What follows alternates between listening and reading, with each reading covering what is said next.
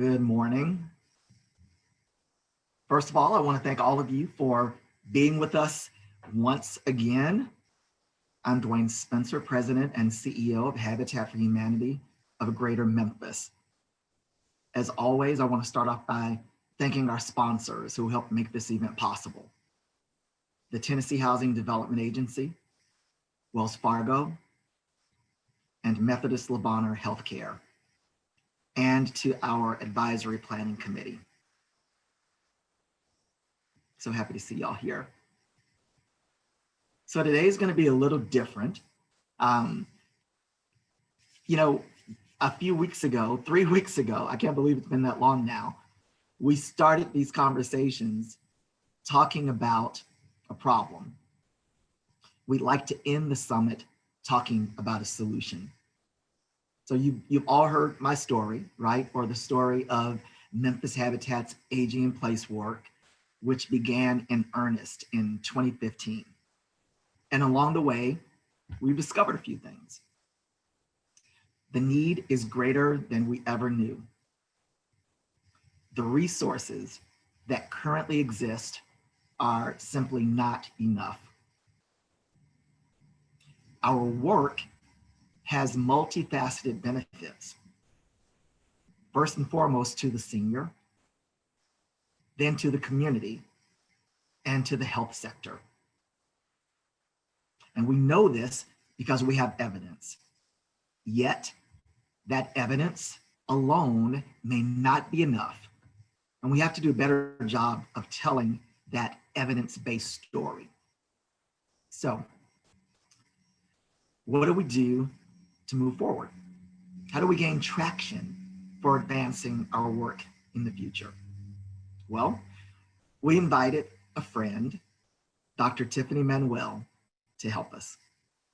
Dr. T, as she prefers to be called, is a dynamic, best-selling author and the president and CEO of TheCaseMade, an organization dedicated to helping leaders powerfully and intentionally make the case for systems change. In her role at TheCaseMade, Dr. T works with hundreds of passionate social change makers, innovators, and adaptive leaders around the states who are building better, stronger communities that are diverse, equitable, and inclusive. By aligning their community stakeholders around the kind of deep systems changes that can improve population outcomes, these leaders are able to grow their impact, scale their programs, and harness the investments they need to improve their communities. So that's, very much like what we're all trying to do in our own unique communities. I know that's what I'm trying to do right here in Memphis. So Dr. T will help us understand how to navigate strategic case making to advance support for programs like ours that need to scale. As Dr. T says, if our goal is to build public support for deep and transformational system change in our communities and on issues we care about, we will need to redefine what it means to make the case for the policies, programs, and investments we know would help. Building public will requires us to be more intentional about how we make the case. So what we have to do is, and this is what I'm learning, is learn how to tell the bigger story of our work. Understand how to shift from a problem-centric story to a solution-centric conversation. Create the strongest possible value proposition that is motivated by a sense of urgency, and help those with means understand that investing in this work is not just goodwill, but good business. So I'm excited. During the presentation, Dr. T may ask all of you in the audience to use the chat to respond to her prompts. Feel free to do that. And of course, use the Q&A function to send your questions for Dr. T. And I'll be back at the end to share some of those with her as we have a conversation. And as always, if you'd like to tweet, please do so. Use the hashtag TN Health Housing Summit or just Memphis Habitat. All right, I'm going to turn it over to you, Dr. T. Thank you so much for being with us. Thank you so much, Dwayne, and to everybody who's joining us today. Fantastic. Glad to be here with you. And I guess I first want to start by just saying, giving a shout out to all the folks, certainly across Tennessee. I don't know what's happening in Tennessee. I think my team is being tapped, for so many folks across Tennessee who are really trying to make a stronger case for systems change, for equity and inclusion. I work with some of the folks in Chattanooga, the Chattanooga Neighborhood Enterprise folks, tapping us for a long-term partner of ours, for certainly Memphis Habitat. Folks all over the Reframe Association did a huge conversation there just a couple months ago. So I have to say there's a lot of energy in Tennessee. So I'm excited to be with you. And I know that there are folks who are joining us from beyond Tennessee, but I want to give a shout out to our Tennessee partners, both as the host and sponsors of this event, but also folks who are pioneers in the field and trying to bring forward other pioneers across the country who are thinking about the dynamic intersection in terms of health and housing issues. So, as Dwayne said at the top of our conversation here, I love to interact with folks, and to some degree, all this Zooming stuff, right, is good for some things, but not always good for the interactivity that I like. So I will say that throughout my presentation today, I want to be asking you to actually interact with me, right? That back and forth. After my mom is a minister, and so that call and response thing that comes from being in church on Sunday, I got it honest. Like, that's where it comes from. So I'm going to be calling on you all a lot because I want to see the way that you're thinking about these issues. I want to tap the deep expertise in this room. We've got lots of folks on the call who have deep expertise in the space. And I want to make sure that we have time for your insights throughout the work today. So my work is in helping folks make the case for the kinds of things that I think lead us to a future that is just. How do we get to a just, sort of inverted, and world where we have the opportunity to, where everybody has the opportunity to engage in the life that they imagine, to make their future bright? What does that look like? How do we get there? How do we make the case for the kinds of solutions that can get us there? And so I get to do this amazing work with partners like those of you on the call today to think about that work. And I would say, certainly there's never been a more important moment for us to be having this conversation. As all of you know, we are experiencing as a nation probably some of the toughest challenges that we faced, not just in the health space, but in the housing space. You've got millions of folks in very tentative situations in terms of housing stability, and the same thing in terms of health. So this is not a moment to this is not a moment to shrink from the undertaking. This is a moment to rise up to the occasion. I know many of you have been working deeply in communities for a great many years. This is our moment, right, to show up with a greater sense of expectation about what we expect our nation to do, right? To what do we expect our fellow community members to do, our institutions to do. And that's why we're on the call today, right? How do we get folks to lean into the opportunity of this moment rather than shrink, because it's tough, right? We're in the middle of some very tough conversations and issues, right? None of us on this call would certainly shrink from the idea that we are living through interesting times. I mean, just on every possible front, right?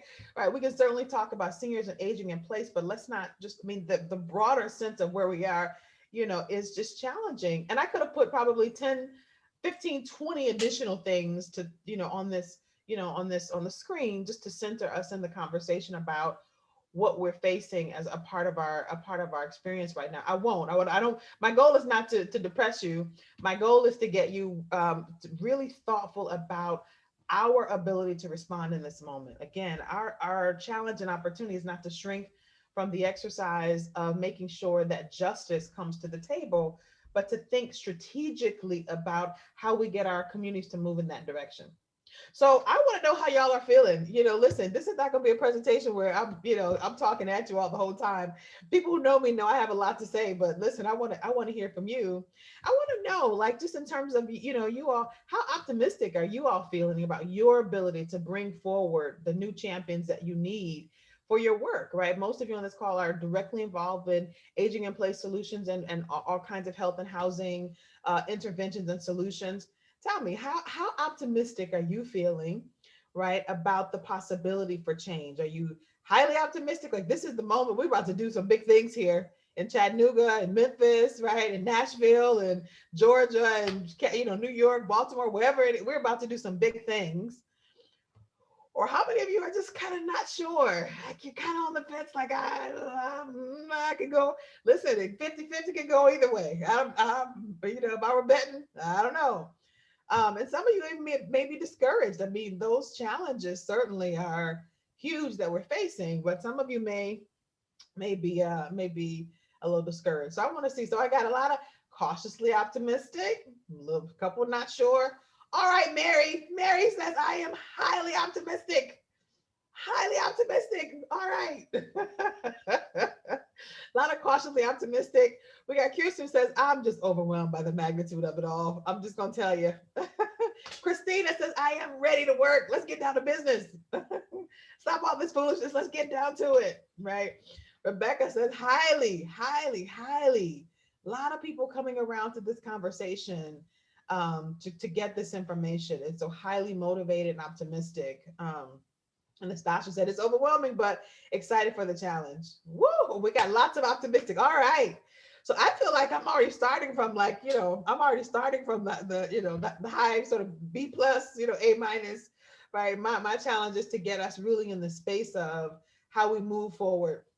So let us talk about that. For those folks who were, let me start for those folks who are not sure or discouraged. Let me start with what I hope will encourage you, right? I see this moment as just the real opportunity in it for a whole lot of reasons. Some of you had a chance to listen to Amanda Gorman give that powerful kind of talk at the inauguration and talk about the way that we can see and vision forward to a different day of justice and equity, and talk about just the progress that we've come so far. We still have a long way to go, but man, just amazingly, I've felt inspired, right? Inspired by this woman who has all the youth. It's sort of for those of us who are old like me, it makes you sort of think, what have I been doing with my life? Right? That somebody like so young, right in their 20s, just have these amazing words to be able to bring to the table. So I'm inspired. Let's name the power of this moment that lots of folks are getting present to the idea of what it takes to move justice and equity forward. And they're calling it out in public and calling it out very intentionally. And also, there's a new imperative, I think, for collective and inclusive problem solving, that we're finally starting to get a prize to the rare idea that in order to solve some of those big challenges that we have, you can't do it. There's no one organization that gets us there. There's no one group of people, right, that gets us there. There's no one community that by itself can manage us out of that. Unless we're figuring this thing out together, right, we won't get there. Martin Luther King said, we either, you know, work together as brothers and figure it out, or we perish together as fools, right? And so, I mean, there's not like, listen, there are only two tomorrows. You either work together to figure it out, bringing together the best minds and the best opportunities to move people forward, or you perish together as fools. And so, my thinking on this call is that this is a group who says, listen, we want to work together as brothers, as sisters, as all those things to make sure that we move forward. And I see the work that Habitat is doing as part of that. I want to give certainly a shout out to my colleagues and friends at Greater Memphis Habitat, not just for the work that you do around building houses, but for seeing us into the future, that there is a need that's bigger than, that's larger than, right, the container that most people see you in. And not only doing it, but doing it so well that the need is growing. On the bright side, I went on the website, and even for this year, I mean, so many folks who need what you have, the demand outstripping your capacity to provide it. And you all saying to Memphis and to the rest of Tennessee, we've got to figure out a way to bring more resources to this conversation and build the will to advance us in a deeper way. So I'm going to be talking a lot about, obviously the work of Habitat, but I'm hoping that lots of what I'm going to say will apply to lots of folks who are working in the intersection of health and housing together. So let's talk about that. What I do is help folks kind of build public will. How do you build people's sense that something bigger is possible? And I often start by saying there's public and there's political will. You need both of those things operative. If you have public will but you have no political will, you can't move the thing, right? If you got political, and when I say political will, I'm not just talking about government or policymakers. I'm talking about gatekeepers, right, of resources. You need philanthropy. You need the United Way. You need the YMCA. You need Habitat for Humanity. You need Enterprise List. You need a wide variety of folks who are gatekeepers of critical resources working in alignment to solve these issues. And that's a part of what strategic case making, what I'm going to talk about today, the principles of that allow you to do. So first, I want to say, making our case requires that we first bring the right tools to the job. Like first you want to cut a tomato. Listen, there are lots of tools you can use. Not all of them are the best tools. Not all of them are the ones you want to use. So let's just start with an acknowledgement that the moment for us to be doing this work is urgent, but don't make the urgency of this moment, right, make you solve the wrong problem with the wrong tools. So before we can even get into the how you make the case, I really want to address that because I feel like a lot of us are using, first of all, thinking about this, are envisioning the wrong problem, right? We're not focused on what is actually happening, and we're using the wrong tools to solve the wrong problem. So that will not get us there. So before we get into kind of the how tools, let's get into let's make sure we're all clear about what about our current approach is challenging, right? So that when I give you some of the tools and techniques, it makes sense in context. So first of all, let's just acknowledge that most of the problems that we face today, right, in whatever community in which you happen to be coming online for today, they're not they're not technical problems, they're adaptive challenges, right? So you may say to me, what is the difference between a technical and adaptive challenge, right? A technical challenge is when you're looking for a solution that doesn't yet exist, right? A cure for cancer is a technical problem. We got to solve for that. We don't have an answer. We got to figure that out. We don't know yet. So we got to just kind of figure it out. An adaptive problem or challenge is a space where we may actually have a legitimate solution, but you got to help people adapt to what it means to ground that solution, right? So I think about that in terms of housing, in terms of how we build housing. We know that we have a shortage of houses, just houses, whatever, not even just affordable, but we have had a shortage of building enough houses across the country, and it's increasing the cost of what little housing exists across our country. Whether you're in Memphis or Chattanooga or Nashville or any place across the country, we know that there's a shortage of all kinds of houses, but especially for low-income houses. The technical solution is, well, build more. Like, what are y'all waiting on? You can get on Amazon right now. This is on Amazon right now. Get on Amazon. Get busy. You can order up a bunch of them on your phone, right? That's a technical challenge. The adaptive problem that we're facing is, how do they get paid for? How do they get cited? Not every community wants new houses. They don't want growth. All kinds of things are the adaptive problems. So how do you get people to adapt to the kind of solutions that we have and what might be best for our communities? An adaptive problem is not everybody can go to see a doctor in healthcare right now. It's not safe, right? Lots of us, with the coronavirus are trying to stay out of hospitals. We got telehealth. The adaptive problem is, yes, you have the ability to connect online through the internet to get information, to get some version of healthcare, right? As we're all trying to social distance. But lots of seniors, the adaptive part of that, are having trouble figuring out, well, what do I go to a doctor for? I mean, I don't know, what problems really should have me show up to a doctor's office, and which of those I can go online to find out, right? Should I go online and just Google my symptoms? That's a bad thing, right? Right? Because you go online, you Google your symptoms, you find out you got all kinds of crazy things that start going through your mind. And so the technical problem of connecting people to healthcare providers, we can do that through the beauty of technology. But the adaptive part of it is, how do you help people make decisions about what's the best care for what kind of situations? That's the bigger challenge of it. Another example is in LA. Last year, they announced that they were going to, 2 years ago, almost 2 years ago now, they announced that they were going to start using pods to house the homeless folks. They got so many folks who are experiencing homelessness. They thought, we're going to use pods and all kinds of creative opportunities. That's a technical solution. And they were met head to head with the adaptive challenge of that when they rolled that out, and social media got hold of that. All of a sudden the conversation was, oh my God, you gotta put your grandmother in like a box. Like, what kind of crazy communist are you? Like, like, you can't put like, who are you people? This is like a voluntary concentration camp. Like, what is the deal? Like, and so again, the technical challenge, right, is one on the left. We can figure out all kinds of solutions. The adaptive problem is, how do we help people see those as the solutions that are most important for us in this moment, and help people think about, listen, folks, as we move into the future, we have to figure out something. And in the short term, this may have to be, I don't know, right? You all tell me, but whether or not that's relevant or not for, for the community in which you live in, but we have to get people thinking about like, how do we adapt here? The kinds of housing solutions we're going to have in the future are going to be all over the map. We got to be able to envision outside of the traditional way we've thought about this, to adapt to the world that is coming, right? To adapt to the world that is showing up in our streets all over the country, right? That we are not solving for.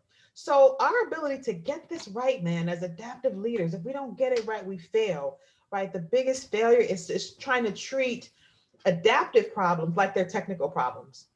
And so I want to talk a little, just really briefly. I know I'm gonna say some things that are probably gonna, many of you are gonna have to put your head on the desk after I finish with you. You're gonna be like, oh my God, like this woman like basically said that all the things we're doing are not right. No, I'm not gonna say that, but I hope to kind of make you apprised to some of the tools, right, that we're using to try to make our case that may not be as effective as we think that they are.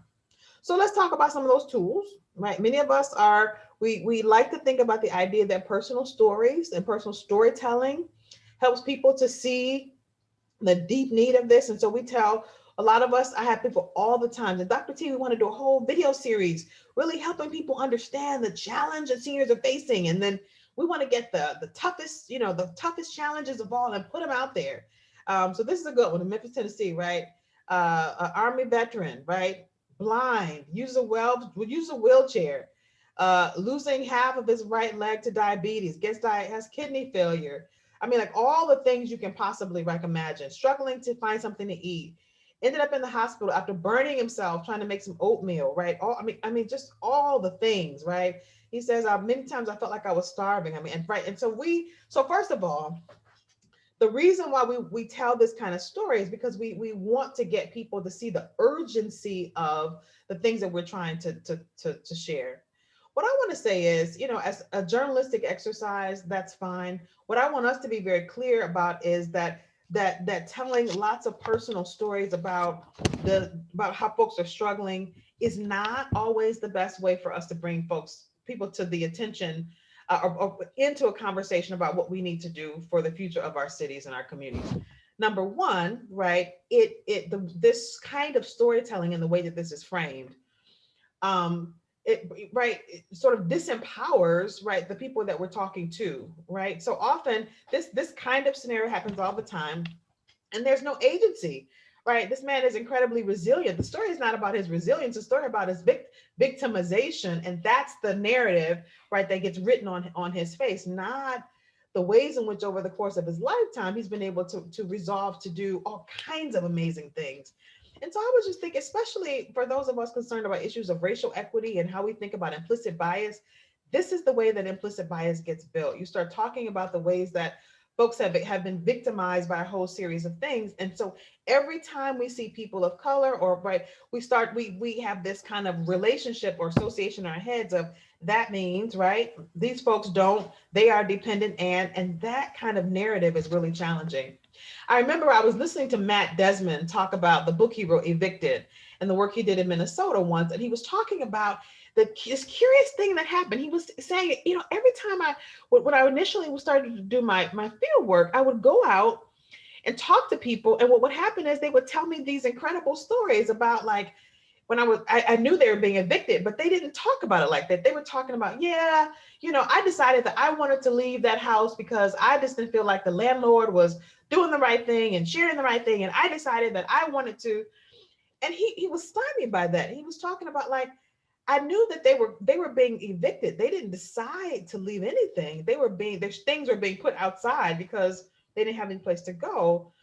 And he was talking about after a while he recognized that, right, people were trying to maintain a sense of agency, a sense of like, I have the power to make decisions. I'm trying to be the hero of a story that is tough and challenging. So I'm not going to write a story for myself that talks about the ways that the system is victimizing me. I don't want to see myself in that way.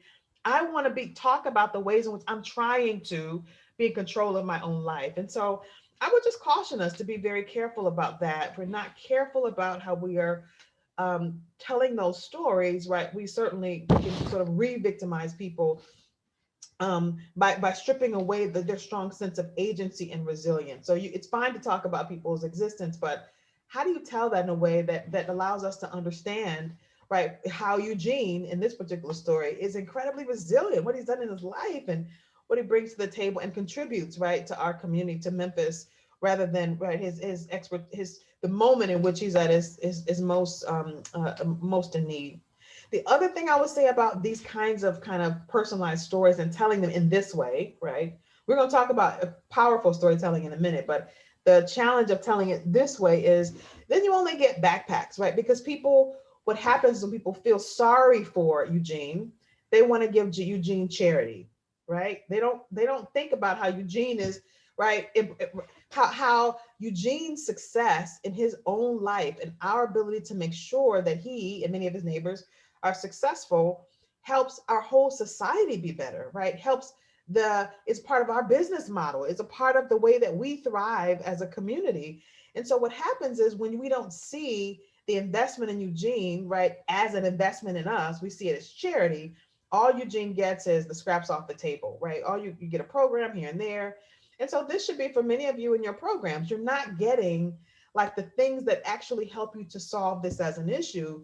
You're getting a little bit of money for a program here, a little bit of money for Meals on Wheels, right? And this was something that John Auerbach and Kostrucci talked about in their recent article, that if you look at a lot of the interventions at the intersection of health and housing nationally, it's great. Like you're able to say, hey, wow, all these great innovations are coming. But I love what they said in their first, as part of the article. If you take a closer look, a lot of what we're getting paid to do are small kind of investments in services, right? That are about mediating individual social needs rather than really addressing these issues as broader determinants of social health. In other words, we're not getting to the larger issues of systems change that might make that whole conversation that we were having about Eugene go away, because we're addressing the needs at a bigger level. So our opportunity together is to figure out how we best move people in that direction. And that requires more than a lot of individual storytelling. We're going to talk about that in a second. So the other thing I would say, hopefully if you saw in this, I know there's a lot of text on the screen, but one of the things I hope that you also see is the data piece. What Montefiore has found, right? 300% return on investments that they're working on in terms of social determinants. Huge. I mean, like, you can't even get that from the stock market right now. The stock market's off the chain. So if you're telling me that, like, by investing in social determinants, I can get 300% return on investment, I mean, that is the strongest data you're going to ever get, right? And so I want to just have us be really present to the fact that we're not lacking data. Because some of us are like, we got to get data to demonstrate the impact of our programs.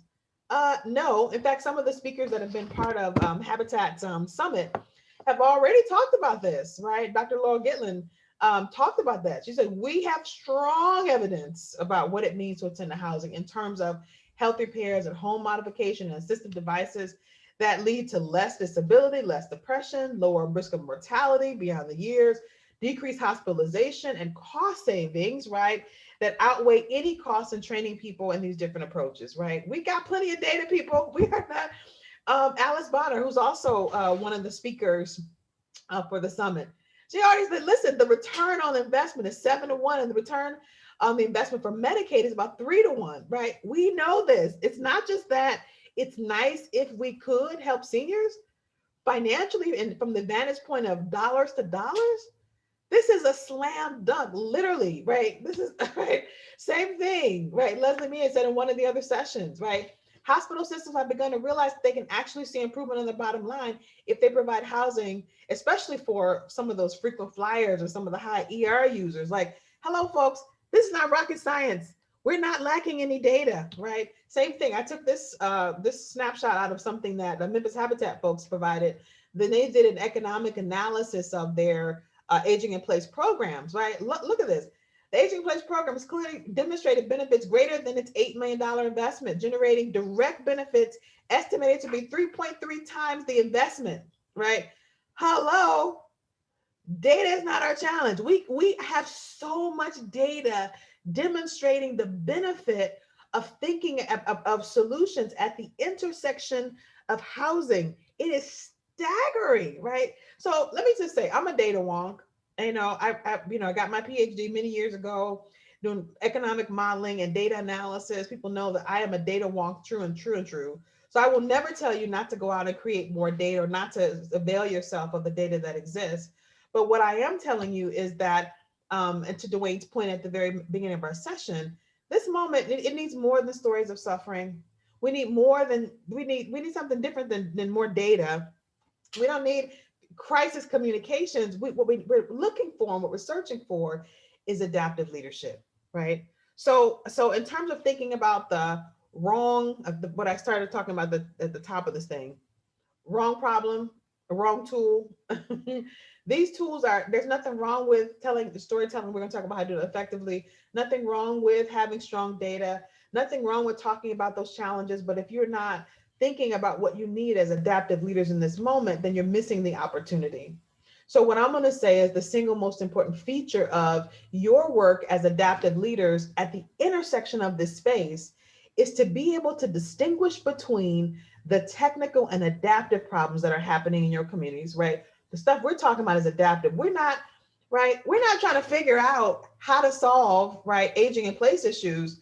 If I were to ask each of you in the chat to put in what's a solution that you bring to the table, we already got that. We're not trying to figure it out. We got that. It's the adaptive part of it. How do we help people see the wisdom and vision of what it means to solve this as an issue? That's a different conversation, right? Right.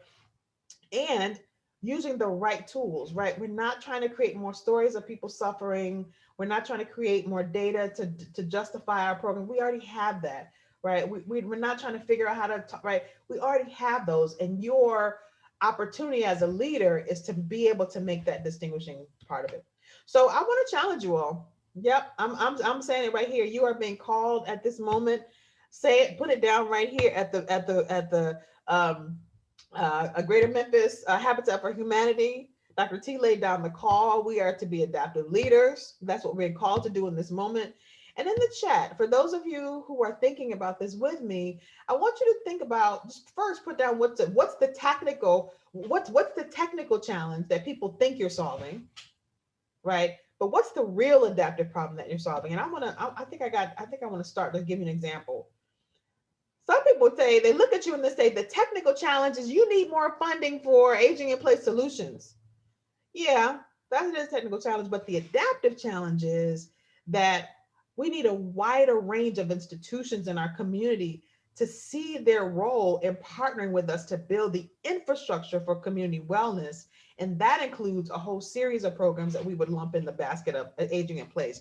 When we solve that as an issue, we won't have to ask about, right, how do we get money in the door? Because people will come forward with what, because they see it in their best interest, right, to do that. So I want to see some in the chat. Tell me what people think you're solving.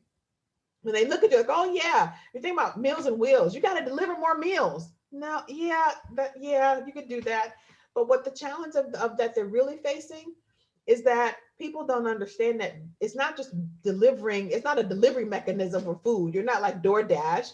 It's that Meals on Wheels is actually doing some community building around an infrastructure that does not today exist, right? And that we don't, and that we won't be able as a community, as a place to thrive unless we start to build what that infrastructure looks like. That's a larger adaptive challenge, folks. That's the challenge we're trying to solve for, not the right. So I see Patricia, she's already out there. People say, I want some more in the chat, people. Tell me the technical challenge people think you're solving. Tell me the bigger adaptive challenge you really are solving. Patricia says the technical challenge is people think we're building more housing. Yeah. The adaptive is, yeah, we need to build more houses, but it's more that we got to get people to think about, to reimagine what it looks like to have housing. Like what does that look like? What does that mean? Like how can we innovate that? I mean, there's all kind of opportunities for adaptive reuse of materials and all kinds of ways, right? We can solve housing as a concern, but we got to get out of this, right? Four walls and a roof, right? Single family, two family car garage or whatever it is. Like that doesn't work in the future that's coming. And so we got to be able to reimagine. Um, Okay, so who else? Hey, listen, folks, I told you this is interactive. I need to see. All right, Rebecca, thank you very much. Right, Michigan is the fastest aging state in the union, and we do not have infrastructure, right, to care for our aging population. And the adaptive challenge she's facing is showing that aging safely in the community benefits the entire community, not just the elder. Oh, snaps! I'm with you, right? That's the bigger challenge, right? That we're trying to solve for. And so what I wanted to say to you all on this call today is you all are solving as adaptive leaders, helping people see beyond the immediacy of that technical challenge to the bigger adaptive challenge, because that's the piece that we're not, that's the piece that's missing. And hopefully many of you on the call are saying, we got to, and are saying, well, listen, folks, the old model where we bring a bunch of technical solutions and try to explain to God what we do is dead. We're looking for ways to get beyond that. Okay, so I want to say, that's the sort of problem part of it. Now let's get to the right tools. Right? If we know that we gotta define our work in terms of a different kind of problem we're solving. Now let's get to talking about what are the right tools. I talk a lot about this in my books. Some of you may have it. In fact, we were just talking some of the Memphis Habitat books. We were all lifting up our little book. We were like, look at our book, look at our book. We got all the tabs. Even for me, I even have tabs on it so I can go back to different pieces on it. But what I do in the book is kind of share the principles of making a strong case. What are the right tools? If how can we use our data effectively? How can we leverage that in a bigger case around the stuff? If we're going to tell stories, and I believe that we should, what is the kind of storytelling then that draws people forward, that honors the people that we're talking about and doesn't re-victimize them, right? In the splash pages of USA Today or whatever it is, and strip away their agency and their identity as resilient people, right? That, listen, folks, we got to get present to that.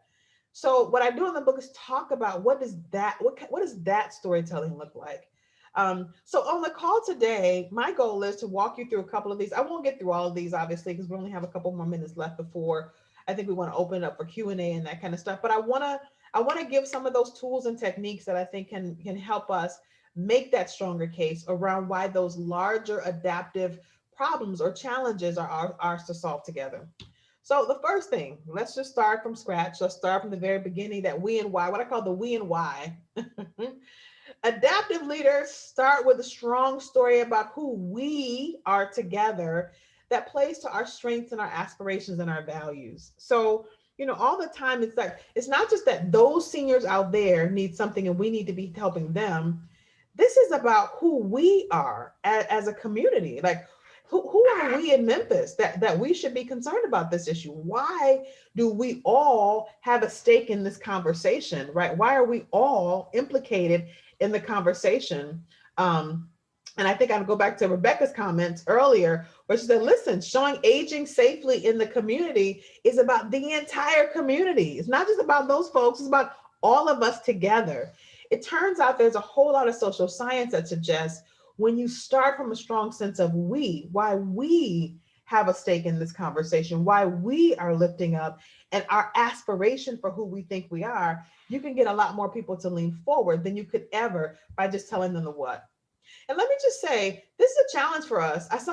My staff and I, when we are working with different groups one-on-one, we do a lot of coaching around these kind of things and trainings. I'll ask them to give us like their last presentation where they were talking about their work to somebody, and they'll give us their PowerPoint. And the first thing I always say, like the first 10 to 15 slides are all about who they are and what they do. And I'm like, listen, folks, hey, I'm not, first of all, I'm not even in your story. You're like, you ever talk to somebody and they go on and on about their own lives, their own self, and you're like, well, that's good for you. What does that have to do with me? If you don't pull people in at the top of this conversation to help them understand why they have a stake in this conversation and to connect them to it more powerfully, you're going to lose them. And so in this regard, I would say think about the way that corporate retailers market to you, right? Think about folks like Nike, and I always use this example because it's a powerful one. But I mean, I can use any number of corporate marketer retailers. Think about the last time you saw a Nike shoe in a Nike commercial. Never. They don't do it. Why wouldn't they? Like, if that's what they do, like they build shoes, then they build like athletic wear, and they write, but mostly shoes, sneakers. And they never tell you like the quality of the leather, or they never tell you where they build it and all that. Because who cares? What they figured out is if they put in front of you the aspiration of who you want to be, of who we are, right? Then they get a better response. They actually get you to buy more Nike gear by not telling you about the shoes. Who cares about that? But by putting in front of who you want to be, right, as a way of moving you forward. The same is true of our work. I don't want to, right, Habitat for Humanity and I say Dwayne and team, like at the top of your message, don't tell me who you are. Tell me who we are. We want to be fearless. We want to dream. We want whatever that is, right? You want to be able to bring that to the table. And I will say to folks on this call that one of the things we often do as part of our work, my team and I, we build playbooks for groups where we'll actually do a lot of community listening sessions for different parts of the country where we'll ask people that question. We want to get a sense of who are the people who live in this community? What's your bigger aspirations? And every part of the country is different.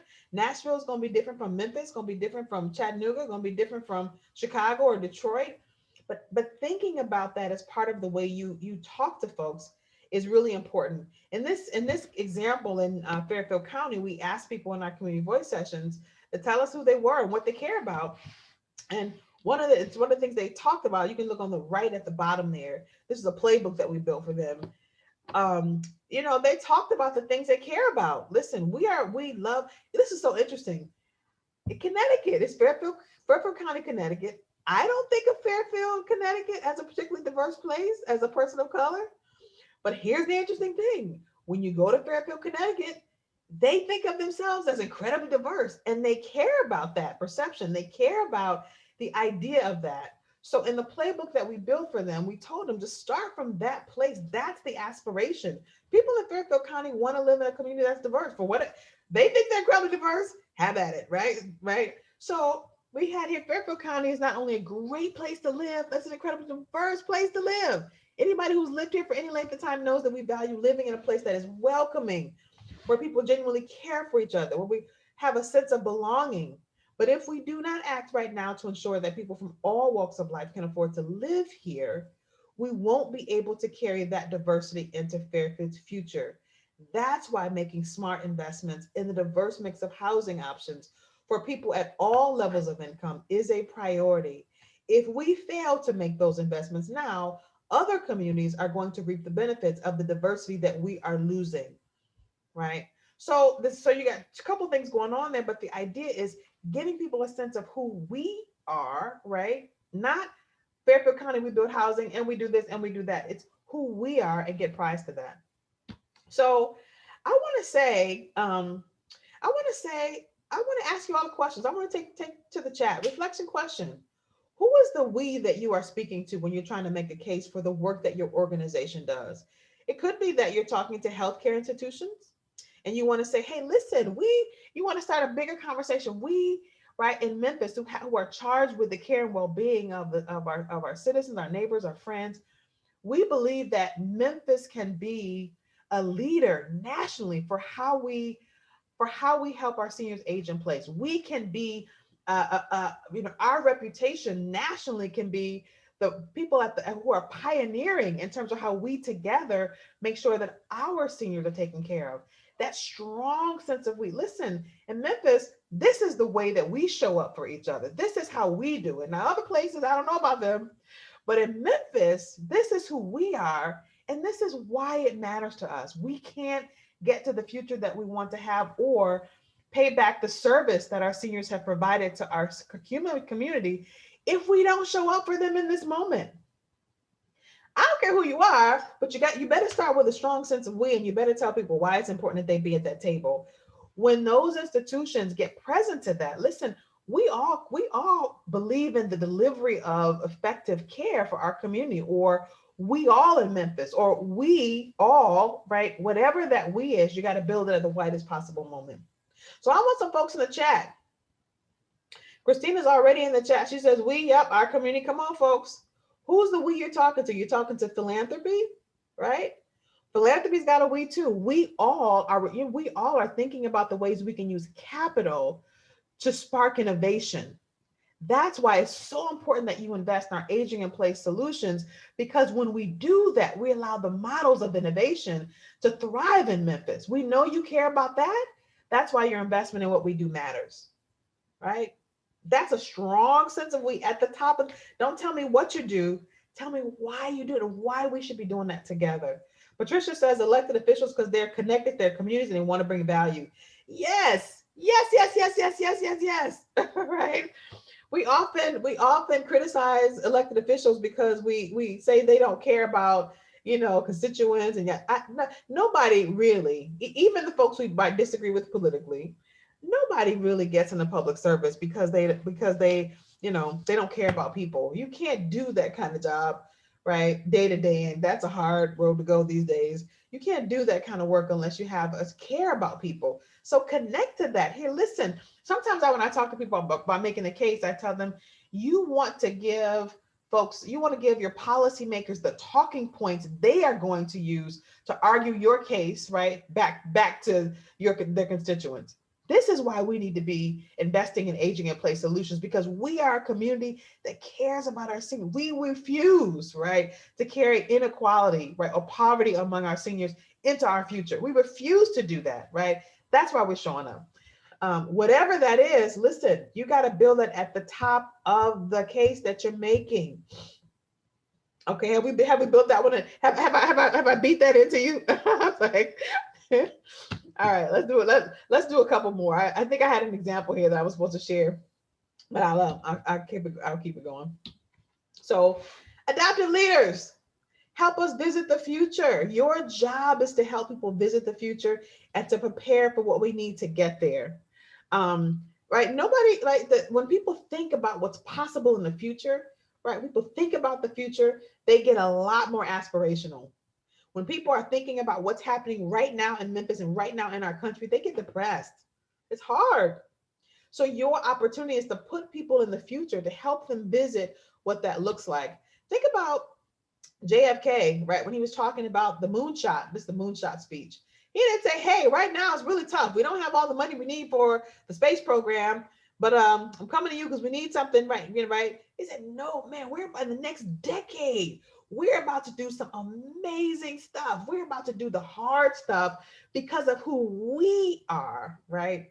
People still quote that speech. You think about speeches by Martin Luther King or some of these other folks who are making a big play about leading us into a future, right? That helps people to see their alignment with you.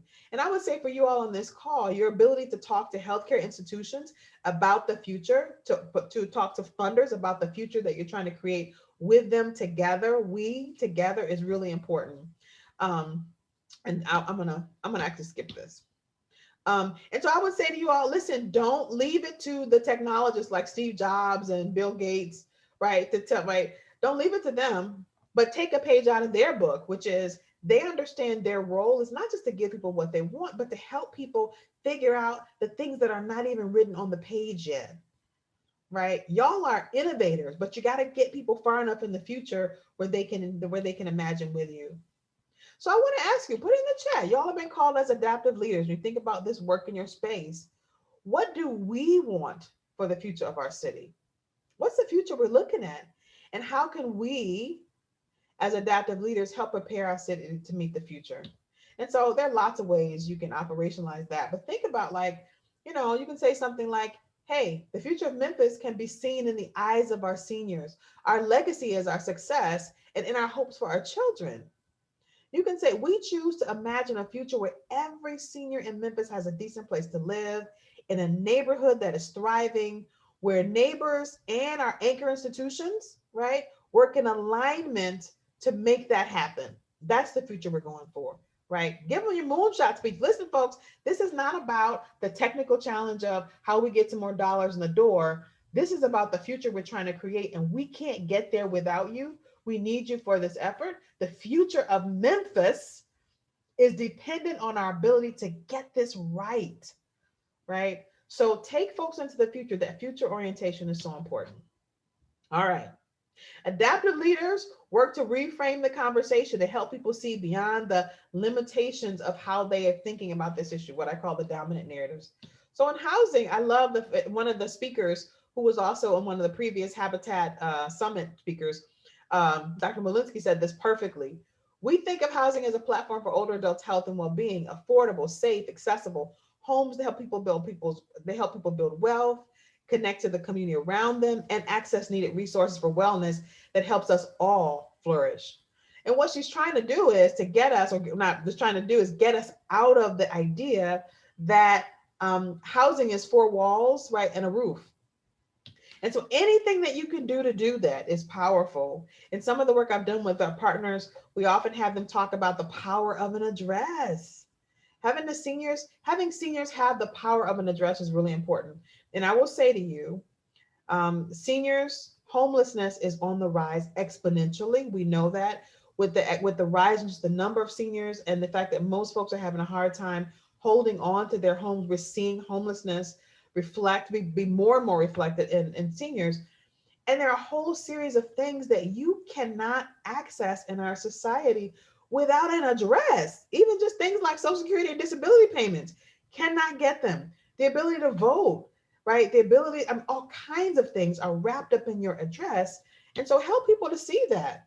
How we teach our kids, our homeschooling, how we get our continuing ed credits. And all of us are probably most of us are working from home. You see my home office behind me trying to, and you probably will see my son sort of pop his head in like the doorway in a minute. But also the delivery of healthcare, right? The delivery of healthcare, the model for the business of healthcare, right? In part depends on, right, our ability to make sure people have stable housing, right? So it's not the charity of healthcare. The business model in the healthcare system right now depends on housing stability, right? That allows us to have a different conversation about what we need to further this work. The same thing about health, right? Our health is, right, we don't get the ability to social distance and help people recover from this, what's happening with COVID-19, without a decent place to call home. So I want you to think about that. And for those of you who are so inclined, take to the chat. We're being called to be adaptive leaders right now. How are we reframing this conversation? This is not about four walls and a roof. It's not about the repairing the leaky floor. And it's right. That is a symbol or opportunity for the much larger thing that we're doing. Right. It's not just the leaky floor. It's the ability that people have to especially our seniors, right? They get healthier. You get to live to see another birthday. Hey, listen, folks, that's real. To be able to see your grandchildren grow older, to be able to connect with people in your community. That's what this means. It's not just fixing a roof that's caving in. That kind of work. It's not just fixing a stair step. It's all the things that leads to. Reframe that conversation so people see it, right? It's not just the technical aspects of fixing a leaky roof or helping seniors, right, reconstruct a way that they can move around their homes. That leads to what, right, for them and for a larger community. So I don't know if folks have in the chat, but how are we reframing that conversation? What does this work mean, not only to you, but also to the institutions that make it possible, that make housing stability of our seniors possible? Right. I want some folks to take to the chat. I know I got a lot going on right here. I'm taking y'all through this really quick because I want to make sure we get enough in the conversation, but I want to see you all sort of reflect at as part of the conversation. How are we reframing that? And what is a home? I think I'm not saying, what does a home mean? So a home is more than a place to lay your head, right? What is it? Ensuring that our seniors have housing stability means what to all of us, right? It is the birthday that you get to, anyway, you all get that. I won't linger there. I'll say you all get that. I think I have two more of these, and then I'm gonna cut out for some conversation with Dwayne. We're gonna come back and ask you all to reflect some of the things that you're hearing. But I'll go through two more of these. So adaptive leaders also tell the story of us so that everybody can see themselves reflected in the vision. So as you are trying to make your case, listen, folks, if you are, and this is really key for a lot of us, so especially the storytelling. A lot of us are telling stories about what's happening with seniors, but health institutions are not part of it. There's nowhere in there where the hospital understands what's their role in that. How are we reflecting that story? I'm sorry, I didn't see the hospital or health insurer. I'm sorry, how am I in this story? Is this about me? Is it about us? Right? And one of the speakers from the session, Sarah Cantor, talked about this. Aging is a universal experience if we are lucky. If we're lucky, right? This is a universal experience for all of us. And if we help people connect to that larger story of us, right? What is it that all of us need? Listen, if you're lucky, you're going to get older. That's a common experience. You're going to be looking for a lot of those resources, right? Maybe participating in some of these things like this we talked about before, but also just that the interdependent. All of us want to be healthy. What does it require for us to do that? How do we tell a story about us, right? Used to be we talked about health as an individualized thing. Now we say, hey, listen, my health depends on yours, as these doctors are saying, and yours depends on mine. Our fates are connected. Wear a mask, social distance. We all right. The same thing is true of our housing stability. My housing stability depends on yours and yours and mine. Our fates are connected. We are not kind of individual islands out here existing on our own. Tell the story of that as an institution. Your as a hospital, your stability, right? Your ability to serve the needs of this community is connected to the ability of organizations like Memphis Habitat to do its work well, right? Right, and vice versa. Our ability to do our work well requires, right, our interdependence with the things that you all offer, right? So let me just say, that ability to tell that bigger story of us. We are in this together. We're all in the state of, the same pot. And so think about on this one, the story of us. Who else needs to see themselves reflected in the stories that we're telling about aging in place? When you do that vignette about seniors, right? Who from the hospital is in that story? Tell them about why this is important. Who from the United Way? Who from the teachers union? Who from all of these organizations, right? Or the conversation like this. At some point, all of us are going to be seniors, and we're going to have to rely on the infrastructure we've built in our communities to thrive. So we need to put that infrastructure in place today so that it's here for us and for our loved ones when we need it, when we, all of us, need it most, right? Because we all benefit when seniors can age in place and with dignity. That's a larger conversation about us and what we need. And the investment in infrastructure is a part of what y'all are providing, right? The infrastructure for how we do that. All right. I'll do one more and then we'll open this up for questions and thoughts. So I would also say you all want to make sure that you are centering issues of equity and building that equity in terms of systems change. And David Fukazawa, a good friend of mine, was also in one of the earlier summits. And he said, listen, I think of housing as a scene of the crime when we talk about social determinants. That is to say, where you live certainly determines how healthy you are. But where you live has also been determined by sometimes implicit or explicit race-based policies that have decided where people are going to live. And so what I would say to you all is we have to begin to we have to take the time to center equity in these conversations. And sometimes, and equity is a large number of different things. Sometimes it's racial equity, sometimes it's economic issues of economics, that low-income seniors, for example, don't have the same access to healthcare institutions or the ability to do some of this work in their homes as other folks, and that puts them in a different kind of health category.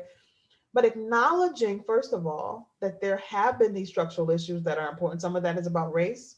Let's just talk about it. Some of that is part of the economics of economic inequality, right?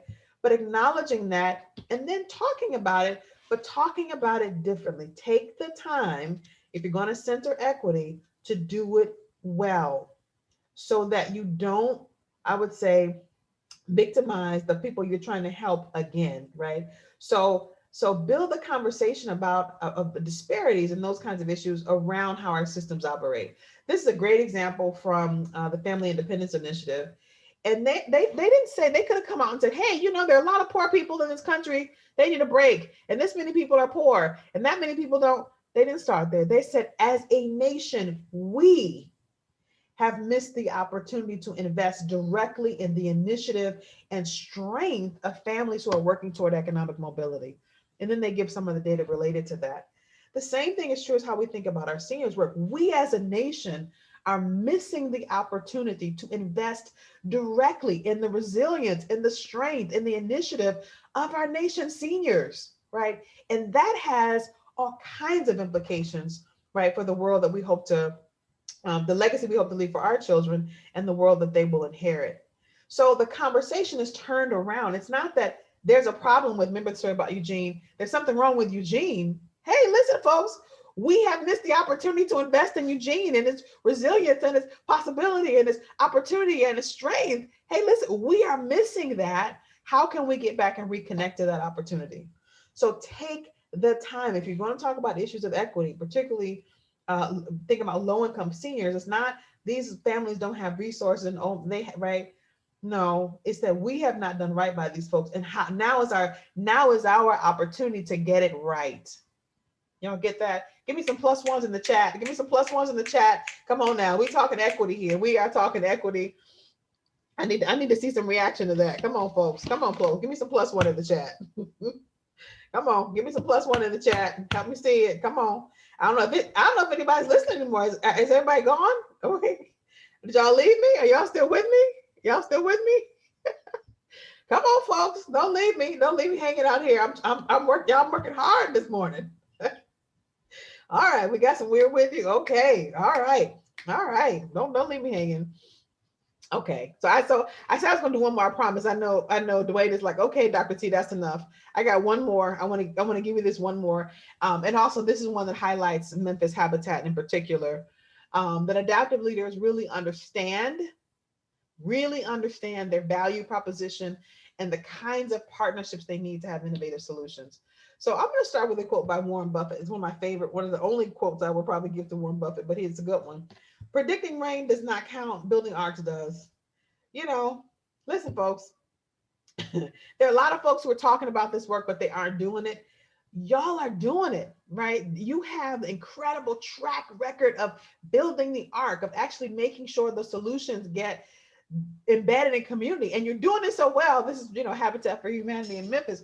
You're doing it so well, right? Within a couple moments of, opening up the doors, right, for folks to get in to the programs you're offering, man, right? You are doing it so well in terms of what you're trying to do that the demand is outstripping your capacity to keep up with it.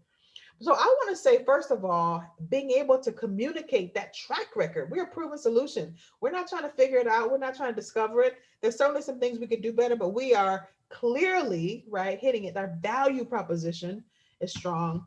But also, I want to have you think about the value proposition even beyond the programs and services that you're offering to seniors.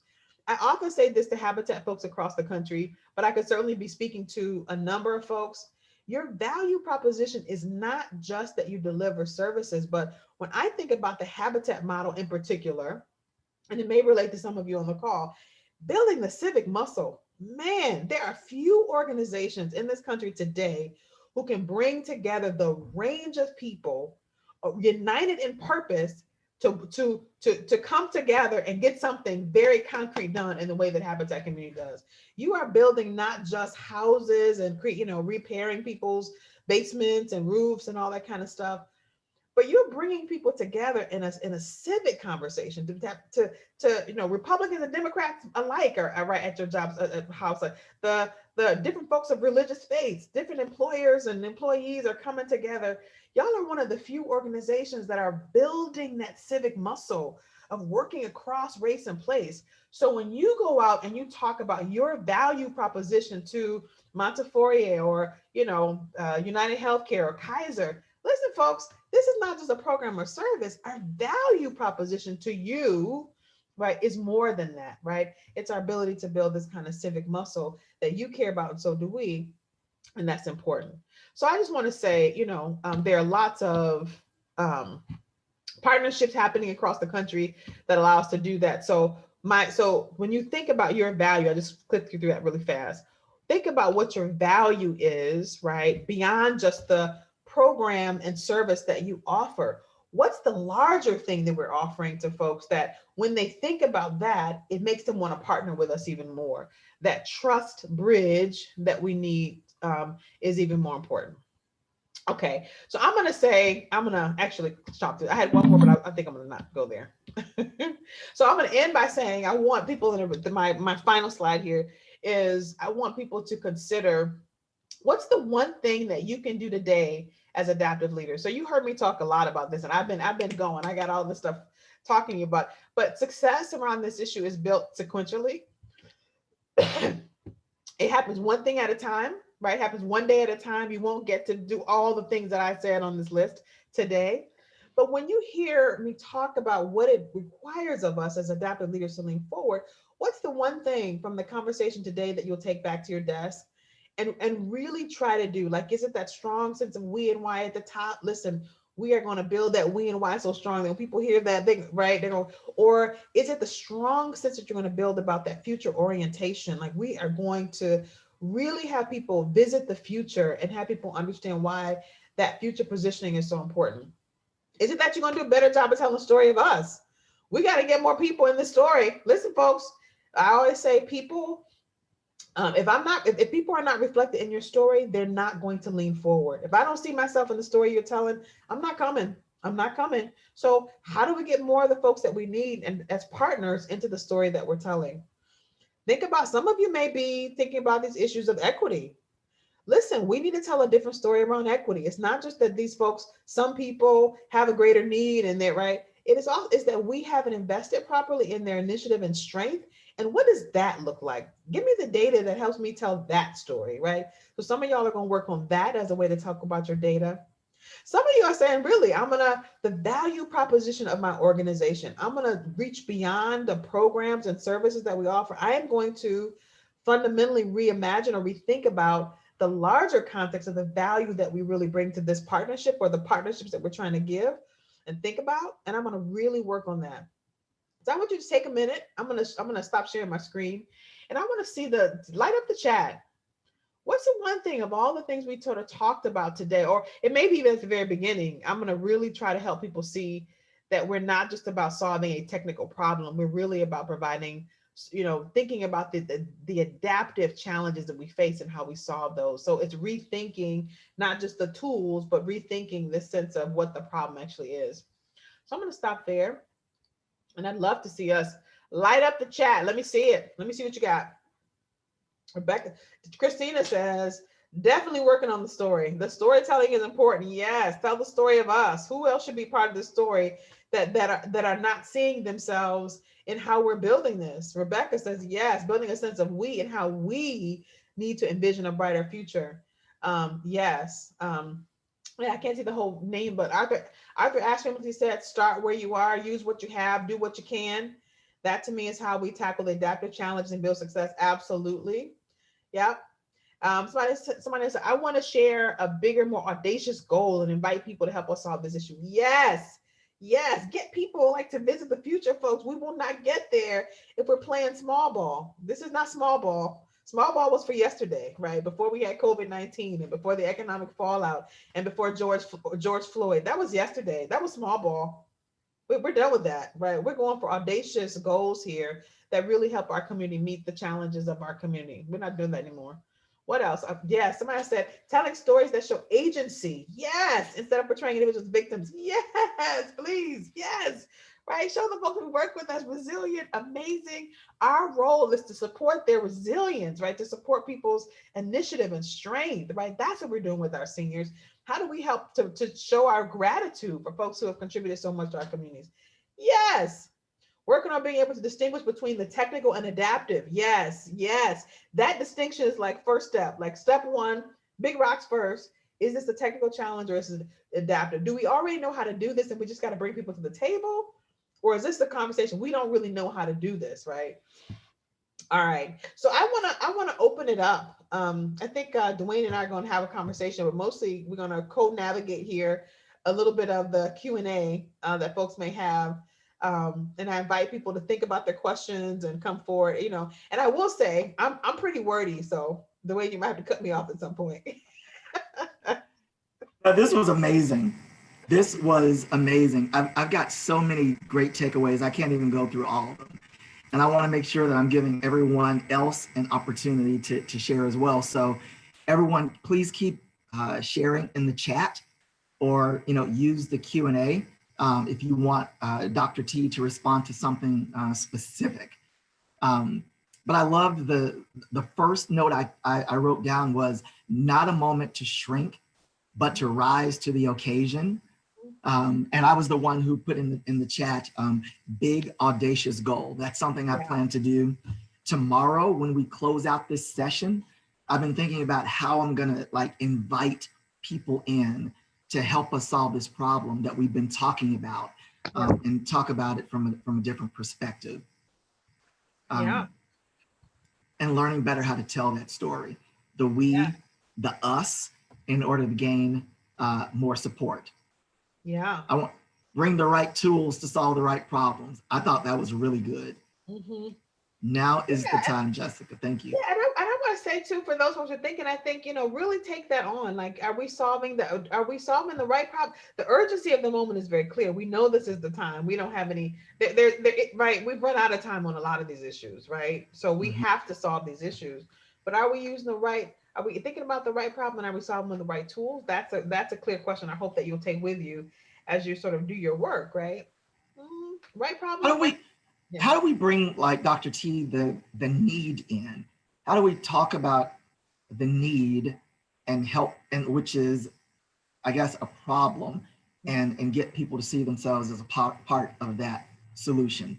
Because we do talk about that a lot in social services, because that's what people want to hear, is how they can help solve that societal issue. Absolutely. And so one of the things I often tell folks is you got to turn that around so that you are asset-based framing. So it's not that there are all these problems that have to be solved. Because let me tell you something, and I will say, I say this all the time. I used to say this all the time when my staff, when I was working at Enterprise, I had a much larger staff. And I would say this all the time: listen, don't bring me any problems. I got 99 problems already. I do not need yours. Don't, right? Bring me solutions. Bring me hey, Dr. T, listen, there's a huge opportunity for us to solve this as an issue and solve that and solve that. I'm like, okay, let's do it.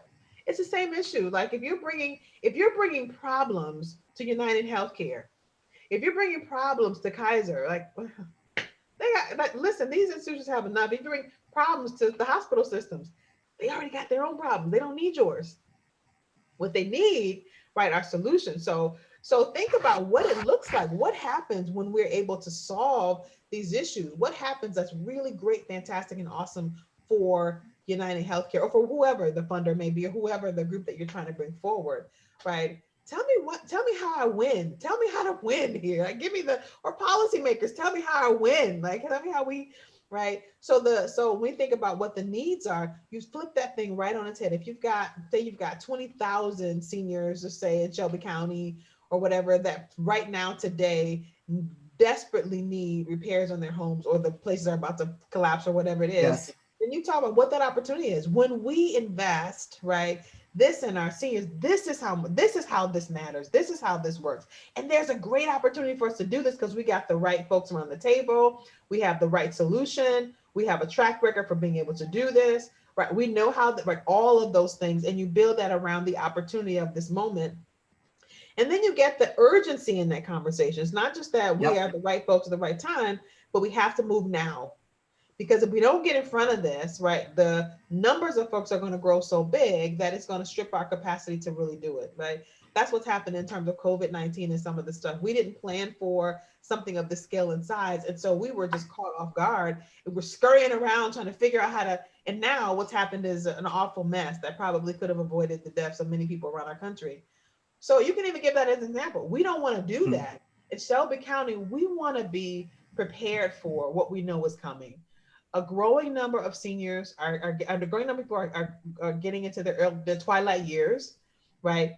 A growing number of seniors are on fixed income. They're not going to be able to, we know that that tsunami is coming. Let's get in front of it, right? Let's figure out what we need to get in front. So we have planned for that.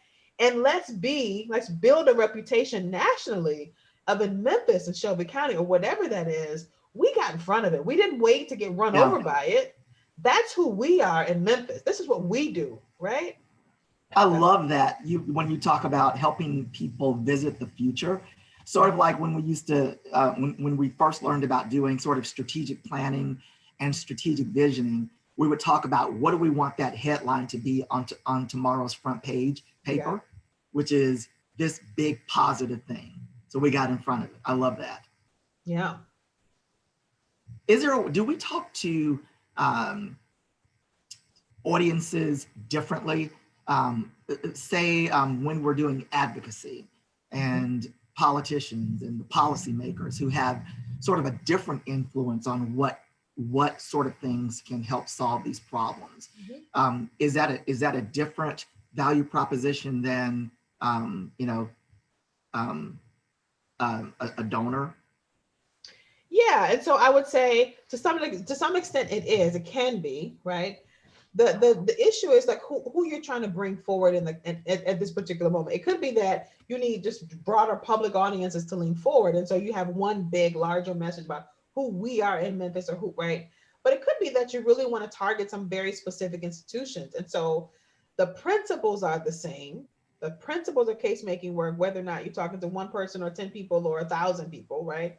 The principles are the same, but it may change, right, what the we and why is. So if it's you and I, and I'm making a case to you, Dwayne, then I'm going to figure out like what do we have in common that I can say, hey, this is who we are, Dwayne. This is how we do it. If it's everybody in Shelby County, then this is who we are in Shelby County, and that Yes. what that looks like may be different, right? And if you're doing this at a level of community, then you want to ask folks how they see their role and how they see what's happening in Tennessee and Shelby County. If you're talking to a health care institution, this is who we are. We are folks in this moment who care about the delivery of services and needs of people in this community. We both have an interest in making sure that everybody in this community gets the best care and that people are healthy. That's who we are in this moment, right? So the principle is the same. The we may change given who you're talking to and who the audience is. I want to encourage people to continue to send questions in so that we can share those. Go ahead and do that. We have about 10 minutes left. I also appreciated, Dr. T, you saying stop using a person's personal pain to credential the problem. And I think we have sort of leaned on that. I get so frustrated hearing Sarah McLachlan's music and seeing the poor little animals and those commercials. And it's I don't know, somehow it doesn't necessarily strike me as jumping up and wanting to help. It annoys me, really. Yeah. And I hope people really got that. It's not even so much that you can't raise some funds by doing that. I mean, the reason they have Sarah McLachlan doing that, because if you're trying to get people's charity, right, lots of people to give $1 or a nickel or a dime, right, you can probably do that. The challenge for us is the stuff that we're talking about, we're not going to nickel and dime our way out of that. Like, these are big systems changes that have to take place, and they have to take place in a way that has equity as the outcome. And they have to take place in ways that are inclusive. So our ask is much bigger than, a nickel and dime here or there. I would much rather see the dogs happy and loving on their owner and rather than the conditions that they show. It strikes me differently, and I think I would probably be much more in tune to giving, seeing the positive of my contribution. That's right.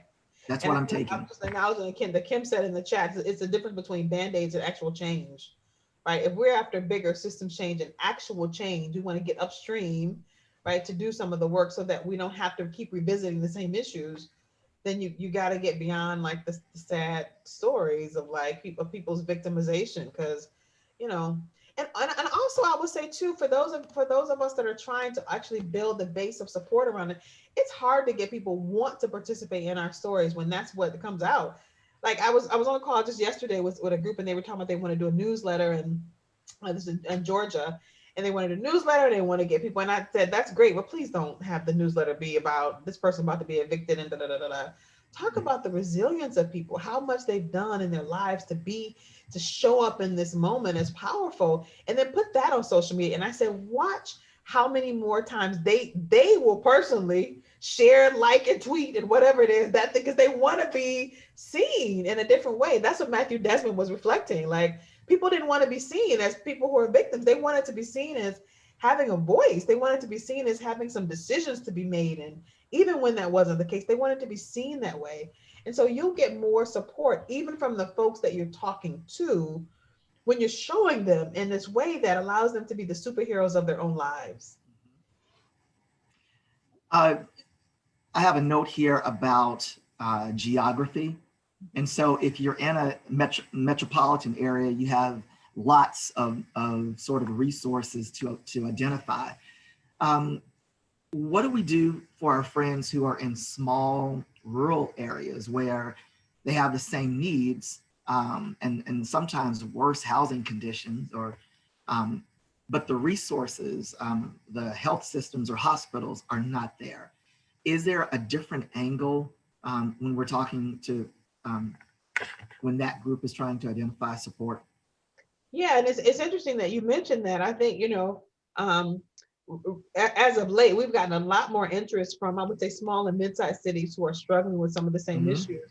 And a Yes. part of the reason why they sort of seek my company out to kind of help them to work with them is that very issue, that some of the larger cities kind of are getting some resources, are building programs and services. And they're like, hey, wait a minute, small and mid-sized cities, hello, we have a different set of issues often, and a different set of constraints and opportunities, but we also need resources. So can we also make a strong case?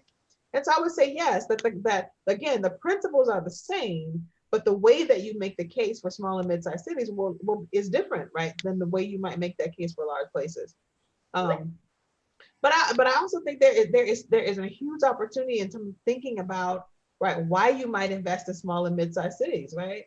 For a variety of reasons. One of this is I think that actually is probably going to be the future of our cities. Now the cities have gotten so challenged by the population growth, and with COVID-19 and all the technology stuff, people are like, actually, I think I can live a little bit, right? As long as I got broadband and Wi-Fi. So all that to say, yes, like the geography matters. The principles are the same, but how we think about geography often shows up in the way we make our case. Definitely. Anyone else have any questions? We only have just a few minutes left. If you've got a burning thought or question for Dr. T, please drop it in the Q&A for us. Well, and I see Chris has a question of just about how would you approach a legislator or elected official? So the way so the principle is the same, but the way I would have you think about that is you are trying to write that legislator's talking points for their ability to go out and sell this to their constituents, right? Because what they have to be able to justify. They got at the end of 2 years or 4 years, or which, depending on who you're talking to, they got to go back and they got to stomp for dollars to be, if the reelection campaigns, they got to be able to get your vote out, and so they got to go out and explain their record to you, right? And so if you do their work, literally, the same thing with philanthropy, right? The philanthropic organizations have to go out and explain how they delivered resources and what they invested in. Your job is to do their work for them. Tell them, explain why, right? What's the benefit of this? Because there's a huge opportunity to do this and that and this, and this is why we need to do that. Write it out, script it out, right? When you do their work for them, right, you make it easy for them to say yes to do.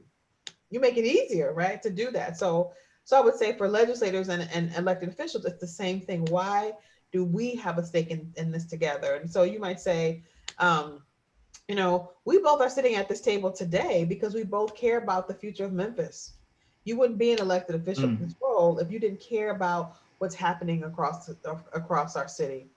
And in addition to that, you wouldn't be at this table if you weren't a kind of strategic, adaptive leader. You wouldn't be there where you are, right? So you can do all of that. I will say too, there is sometimes when I do workshops, and I show a little clip of the what is the movie? I I'm blanking on it. I haven't done it in a while. The astronauts, African American three women who astronauts. What is it? Yeah. Somebody check help me. Come on, what were the three African American women who were working at NASA in the Hidden 60s? Figures, they say. Hidden Yes. Figures. Yes, thank you, people. There's a scene in that movie where one of the women who needs to take courses at the local college to be recognized as an engineer has to make a case to a judge, right, in the 60s about why she should be able to take classes in an all-white high school. Mm. It is a classic example of strong strategic case making to folks in power and positions, right? So I won't have a spoiler, but when you go back and you watch that movie, I want you to take that scene in that movie and watch how she masterfully makes that case. She doesn't say, "Oh my God, it's really important. Black people all over the South are not being able to give an education. Oh my God, the disparities." Right? Watch the way she masterfully handles the ability to make a judge who had no a judge in that case who had no interest or Mm. desire to see her in that role change course and say, you know what? Yeah, I'm Mm. sending you to that high school. Okay. So, I love it. yeah. I love it. This was amazing. This was amazing. And we've run out of time, unfortunately. But you know what? I was looking through your book last night, and I want to encourage people to pick this up. If you don't have it, there's so much more information and examples and solutions for your organization that you can take right out of this.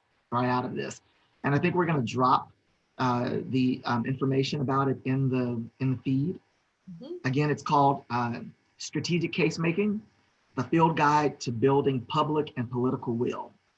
Dr. T, thank you so much. This was amazing. I'm so energized and thinking even more about how I close out the summit tomorrow in making the case for support and what I'll do after the event. So thank you for that.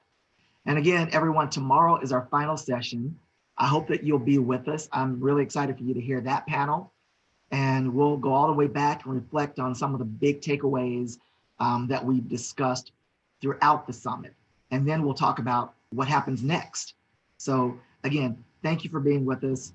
Don't miss tomorrow. And Dr. T, thank you for your encouragement and your enthusiasm. Thank you so much.